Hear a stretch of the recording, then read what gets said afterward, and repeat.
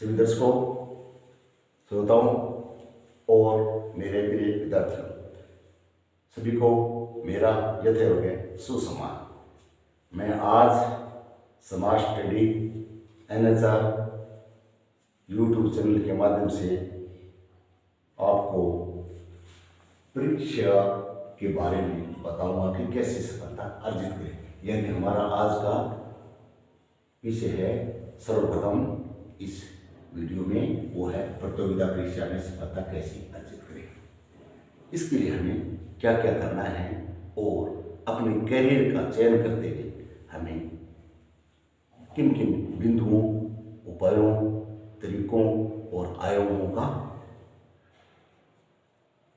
दृष्टिगत रखते हुए आगे की सफलता हेतु प्रयास करने हैं। तो मैं बताऊँ, सर्वप्रथम हमारे पास जैसे संसाधन हो वो तो अलग है, लेकिन शारीरिक दृष्टि से हमें सर्वप्रथम लेना पड़ेगा आत्मविश्वास और उसके साथ समर्पण का भाव। क्योंकि किसी भी कार्य में सफलता के लिए हमें आत्मविश्वास की महत्वपूर्ण आवश्यकता होती है और उसके लिए हमें समर्पण भी करना पड़ेगा। यानी कुछ पाने के लिए कुछ खोना पड़ेगा, तभी हम सफलता प्राप्त कर सकते हैं। इसके लिए मैं अलग अलग करके आपको बता रहा हूँ। वैसे आप इन चीज़ों के बारे में पूर्व में जानते भी होंगे, लेकिन मैं अपने मौलिक, सार्थक और कुछ धरातल पर मेरे द्वारा जो अनुभव किए गए, मैं उन शब्दों का इस्तेमाल करते हुए आपको बता रहा हूँ। ये आप ध्यान रखें कि कोई भी कार्य करने के लिए आत्मविश्वास के साथ समर्पण की भावना बहुत जरूरी है। उसके बाद हमें अपने जीवन में सामान्य करनीय कार्य तो करने ही, जैसे अध्ययन के लिए हम अपनी तैयारी करें, उसके उच्च स्तर का चयन, ये सबसे अच्छा है। क्योंकि जहाँ शोरगुल नहीं होगा, मन एकाग्र होगा, वहाँ पढ़ाई करने का आनंद और एकाग्रता बनी रह सकेगी। तो उच्च स्थान होना चाहिए और बाह्य गतिविधियों से बचाव। उच्च स्थान में किसी प्रकार की बाह्य गतिविधियाँ कतई न आए, इसके लिए अपनी सुव्यवस्था पहले से ही कर लेनी है। और ये तो आप जानते हो कि किसी भी प्रतियोगिता के लिए खान पान, जो वातावरण रहन सहन, रोग की आदि बहुत जरूरी है।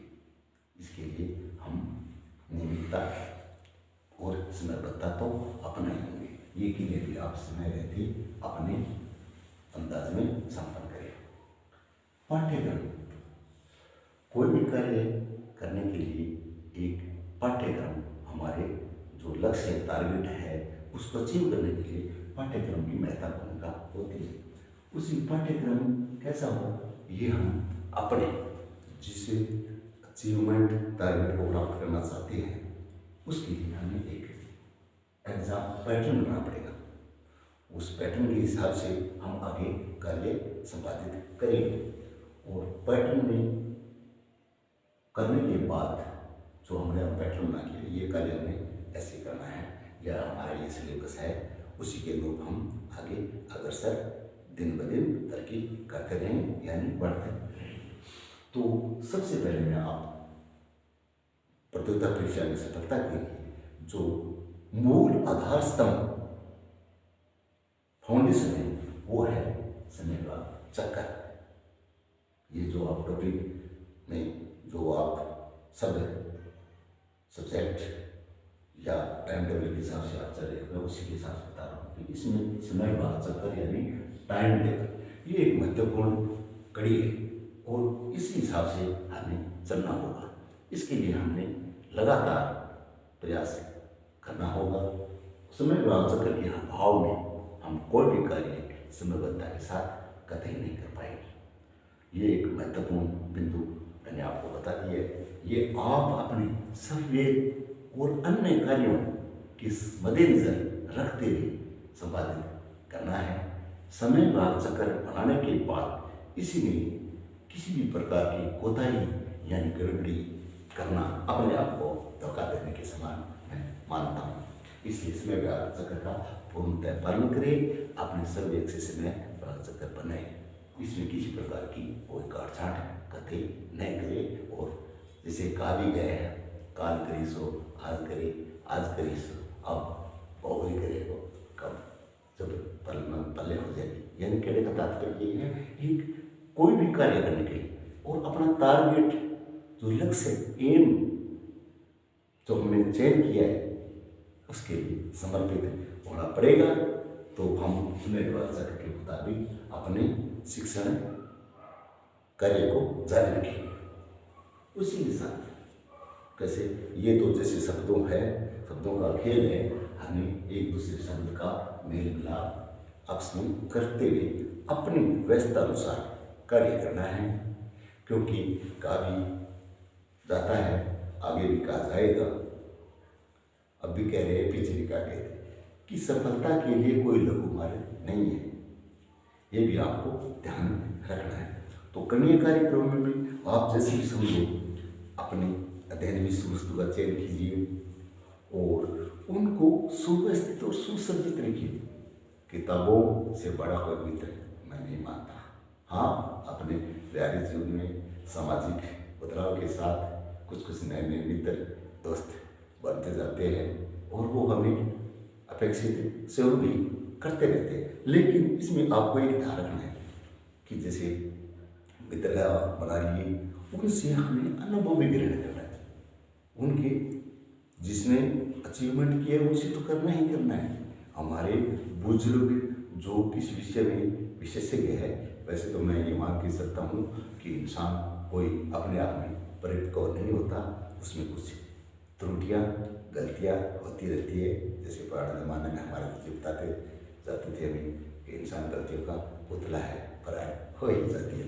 तो साथ ही अपने अच्छी पुस्तकों का चयन करें, अच्छे लेख वाली पुस्तकें पढ़ें और इस बाजारीकरण के युग में ये भी ध्यान रखना है, बाजारीकरण के युग में जैसे भी हम पुस्तकों का चयन करें, यानी हम जैसे पाठ्य सामग्री, विषय वस्तु या अध्ययन के लिए उपयोगी पुस्तकें ही खरीदें और जो परीक्षा के लायक तैयार की गई हो। वैसे अपने देश में उच्च स्तरीय शिक्षा के लिए कई प्रकार की ऑथेंटिक संस्थाएं हैं, उनसे जो प्रकाशित की जा रही है पुस्तकें, तो मेरा यह मानना है जैसे NCERT, SCERT, CBSE, राष्ट्रीय माध्यमिक शिक्षा बोर्ड द्वारा जो किताबें आ रही है जो ऑथेंटिक है, वो उन्हीं किताबों का ज़्यादा अध्ययन करना चाहिए।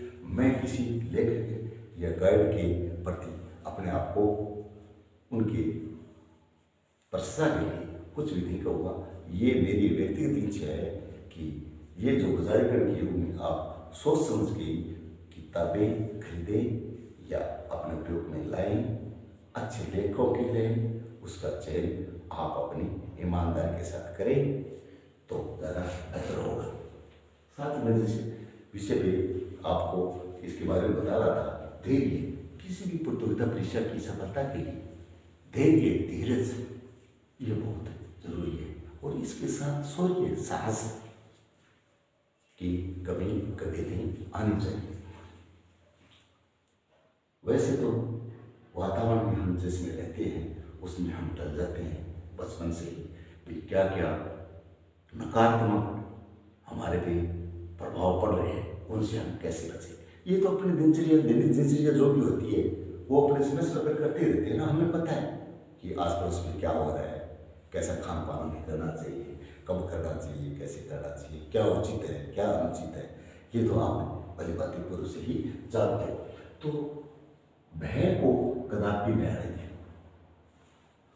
तनाव, अवसाद, टेंशन जो आज के युग में तो और भी ज़्यादा हो गई है टेंशन, क्योंकि दुनिया बहुत ग्लोबलाइजेशन के झंझट में बहुत ही काम बढ़ गई है और हम करना भी चाहते हैं कि आज ये काम रह गया, आज ये काम रह गया। तो भय व तनाव कतई नहीं रखना है और अपना कार्य समयबद्धता के ही साथ करना है। और मैं तो ये भी कहता रहता हूँ कि अपना काम अपने आप करो और समयबद्धता के साथ पूर्ण करके ही आराम करो। क्योंकि आराम तभी करेंगे जब कार्य पूर्ण हो जाए। इसलिए आराम अलग काम है, कार्य पूर्ण करने की बात ही करना चाहिए। एक ही महत्वपूर्ण बिंदु मैं बताता हूँ कि किसी भी कार्य को प्राप्त करने के लिए हमारे अंदर जो हमारा मानव शरीर है उसके अंदर अपने मन मस्तिष्क में ऐसे ठान लें कि हम इच्छा शक्ति एवं दृढ़ संकल्प, ये महत्वपूर्ण शब्द है जो आपकी कामयाबी के लिए कार्य सिद्ध हो सकती है। किसी भी कार्य की प्राप्ति के लिए इच्छा शक्ति नितांत आवश्यक है। इसमें किसी प्रकार की कतई कोताही अपने आप को धोखा देने की समान है। दृढ़ संकल्प, मजबूत इरादा, पक्का इरादा होता है ना किसी भी लक्ष्य को अचीव करने के लिए, वो एक प्रतियोगी के तौर पे आप सब में होनी चाहिए, तभी हम लक्ष्य को, टारगेट को अचीव कर सकते हैं।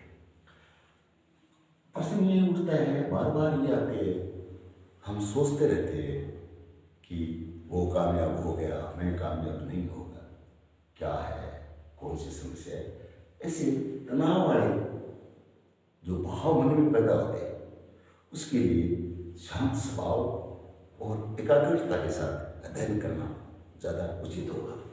तो एक सफल प्रतियोगी कैसे बने, सफल प्रतियोगी कैसे बने, इसके लिए कई प्रकार के हमें कार्य एक किताबी ज्ञान के अलावा भी करने पड़ते हैं। ये कोई जरूरी नहीं है हम किताबों को बहुत, कई कहते हैं कि बहुत पढ़ लिया, बहुत पढ़ लिया। ये रटन पद्धति, हालांकि व्यावहारिक में मैं इसे कुछ हद तक इसे ही मानता हूँ, लेकिन आज की इस इनोवेशन काल में नवाचारों का बहुत महत्व है। कौशलात्मक ज्ञान और आगे जो परीक्षा हो रही है वो सरोकार, प्रासंगिकता, नवाचार, कौशलात्मक विशेषण पे ज़्यादा प्रश्न आ रहे हैं। ये मैंने अभी पिछले सालों के जो प्रश्न पत्र विभिन्न परीक्षा में आए हैं या मैंने जो देखी है, मैंने अनुभव किया है इन बातों को, तो इन बातों पे आप बहुत ज़्यादा ध्यान देना, ध्यान केंद्रित करना, ये आपके फायदेमंद ही होंगे। सफल प्रतियोगिता के लिए समयबद्धता, जैसे मैंने पिछले जिक्र किया था कि समय विभाग चक्र बनाते हुए, टाइम टेबल बनाते हुए, उसमें आप अपने वेग से टाइम टेबल बनाओ। जैसे 24 घंटे दिन रात में मिलाकर होते हैं, उसमें मान लो आप 6-7 घंटे नींद लेना उचित मानता हूँ।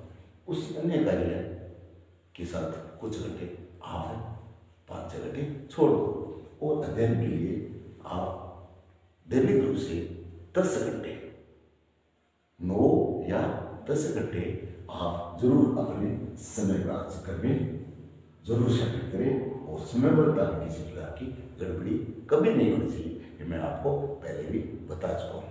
और साथ ही इच्छा शक्ति आपके चक्कर से जाकर बनेगी, या आपकी इच्छा सभी जो आपका क्या है, क्या आप कैसे करोगे, तो समयबद्धता के साथ एकाग्रता भी आपके लिए बहुत जरूरी है। अनुभव चर्चा, ये मैं नया हो उसके तो टॉपिक है अनुभव चर्चा का।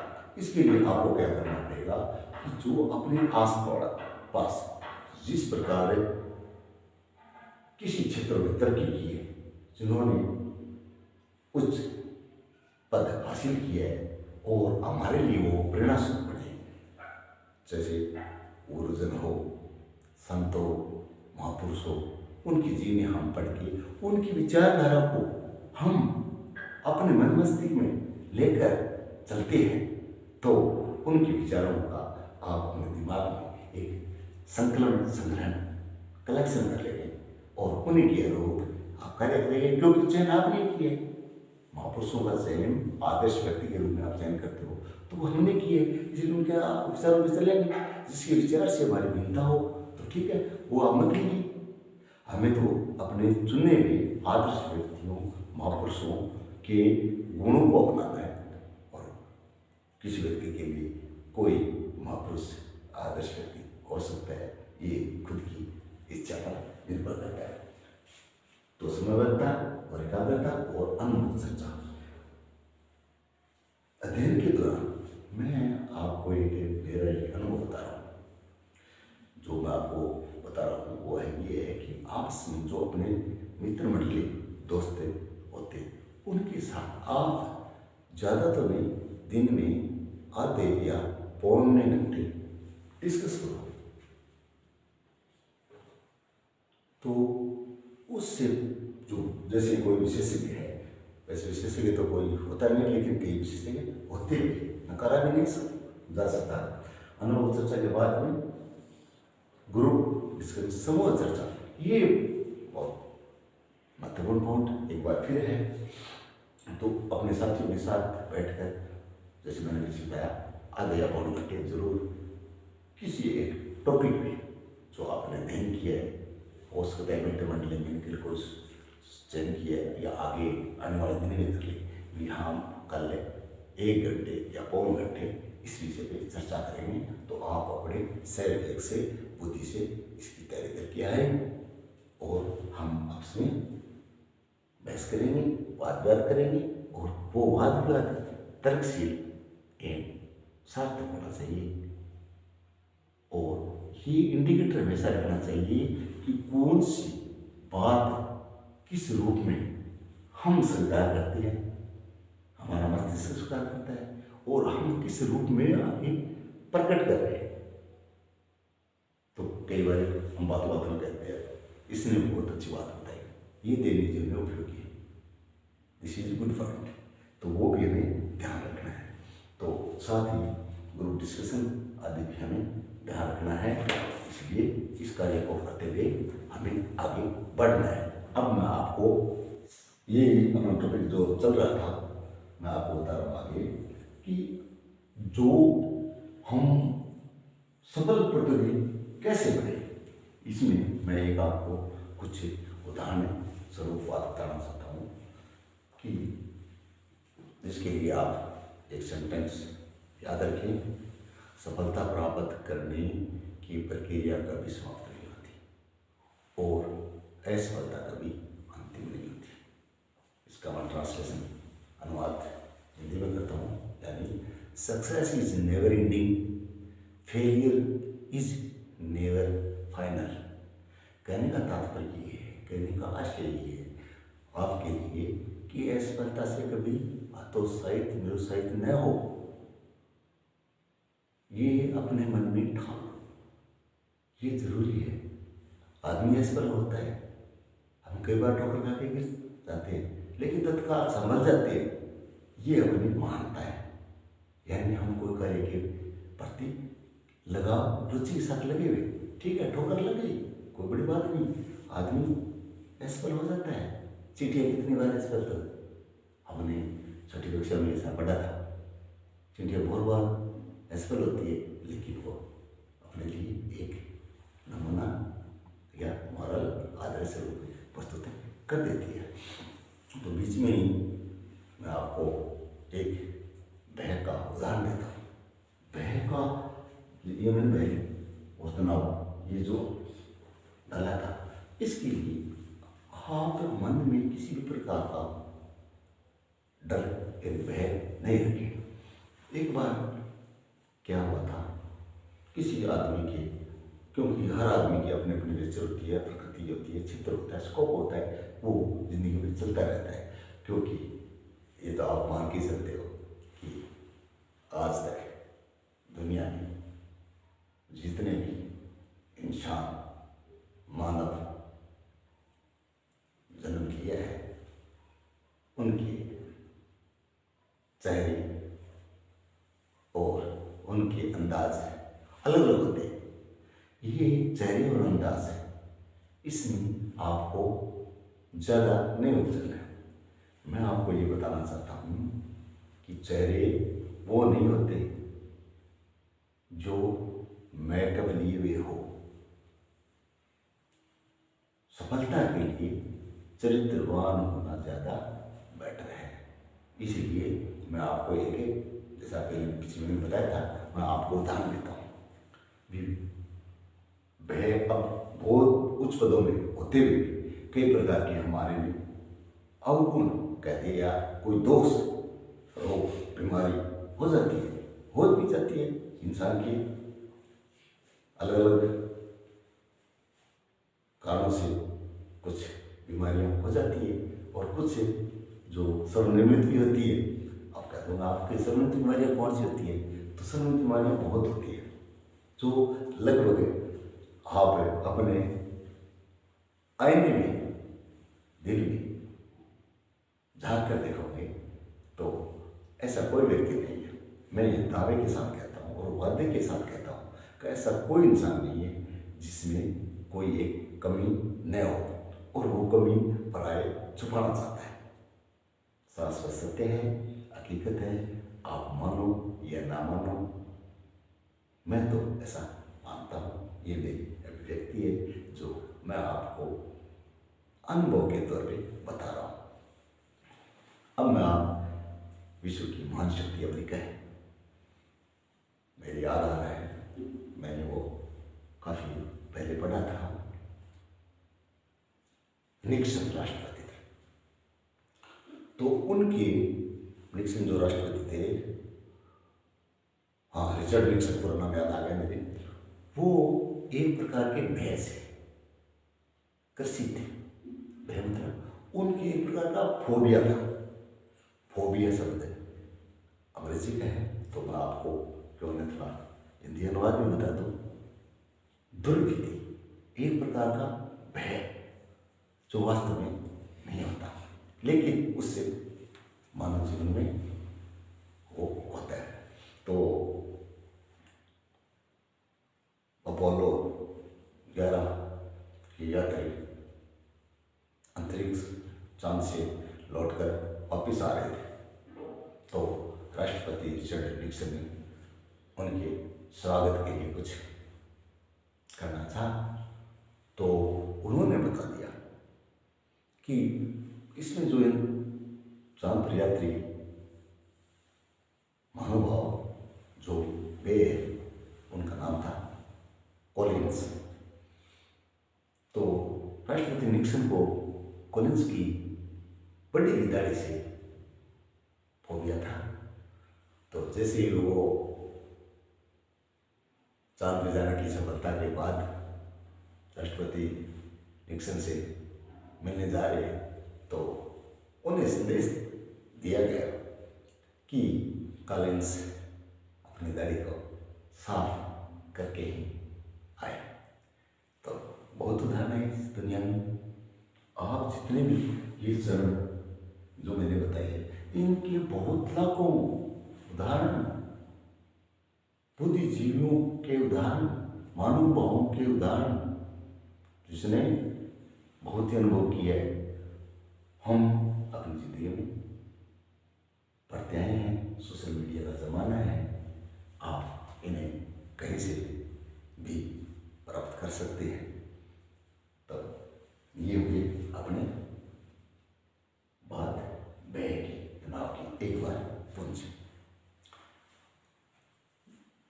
तो निक्सन को ये फोबिया का रोग था, यानी वो फोबिया से पीड़ित थे, ग्रसित थे। अब मैं आपको अन्य उदाहरण अपने जो स्मेल आलोचना कर्म के बारे में मैं बार बार क्यों कह रहा हूँ कि ये बहुत महत्वपूर्ण इम्पोर्टेंट इशू है। इसे हमें कतई कभी भी अपनी सफलता प्राप्त होने तक या उनके बाद भी नकार नहीं सकते। ध्यान रहे, किसी भी कार्य की संपन्नता उसके समय भाव चक्र में निहित है। ये बिना किसी गड़बड़ी के आप करो तो आप वाकई टारगेट को अचीव करेंगे। अब मैं आपको समयबद्धता के बारे में कुछ उदाहरण बताऊं। जैसे रूस का सम्राट पेटर नामक सम्राट था, मेरे याद आ रहा है, मैंने कहीं पढ़ा था और आपको मैं शेयर कर रहा हूँ। और इसी प्रकार एक ज्योति थी कोपरनिकस, वो पराते ही उठते थे बहुत जल्दी, अर्ली इन द मॉर्निंग बिस्तरों को छोड़ के उठते थे। और इसी प्रकार नेपोलियन का नाम तो आपने सुना ही होगा। तो वो क्या अपनी जीत की भावना से भी मैं आज उस यात्रा पे जाऊंगा और विजेता बन के आऊंगा। तो बस वह प्रातःकालीन ही कार्य करते थे और उन्होंने कई विजय भी हासिल की।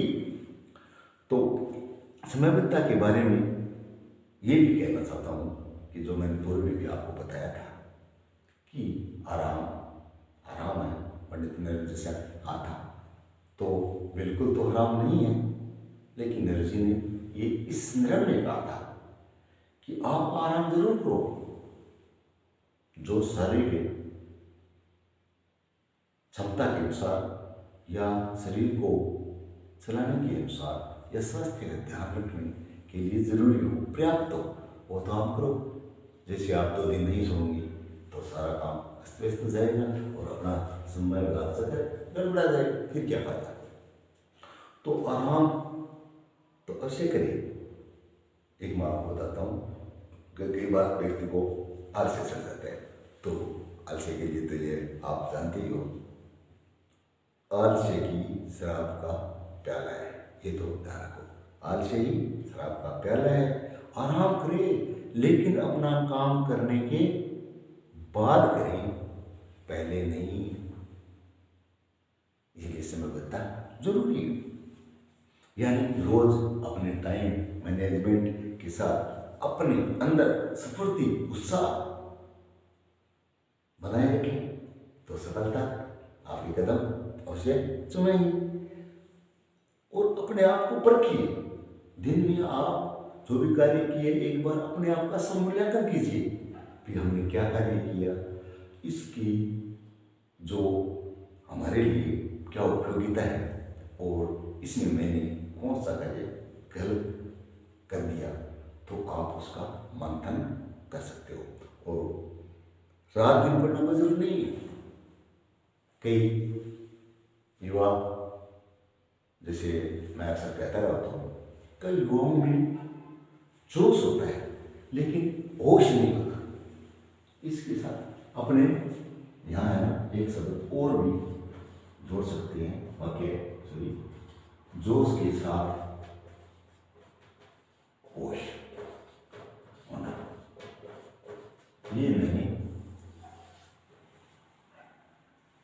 देखा है। अक्सर युवाओं में क्या है, जोश तो होता है लेकिन होश नहीं होता, और कईयों में होश होता है, जोश नहीं होता। ये नहीं चलेगा, सफलता के लिए तो नहीं चलेगा। तो प्यारे विद्यार्थियों, जोश के साथ होश का होना बहुत जरूरी है। इस पर आप जरूर मेरे बताए अमल करना, और अगर ये दोनों का मिश्रण आप कर लोगे तो सफलता के लिए तो कोई नहीं रोकेगा। अब मैं आपको एक जानकारी और देना चाहता हूँ कि आप जो भी पढ़े, दिन रात पढ़ना वैसे मैंने बता दिया जरूर नहीं है, लेकिन जो पढ़े वो ईमानदारी के साथ, एकाग्रता के साथ, आत्मविश्वास के साथ, समर्पण की भावना से पढ़े। आप जो भी पढ़े वह रीस कर आपके मस्तिष्क की ग्रहियों तक पहुंचे। भले ही कम पढ़े, लेकिन जो कुछ भी पढ़े उसे हमेशा के लिए आपका अपना बना ले, ये मन में ठान लो। यदि किसी निराशा के क्षण आए या कभी भी निराशा के क्षण आ जाते हैं, तो कर्म की कुदाली से उन्हें शीघ्र ही खोल डालें।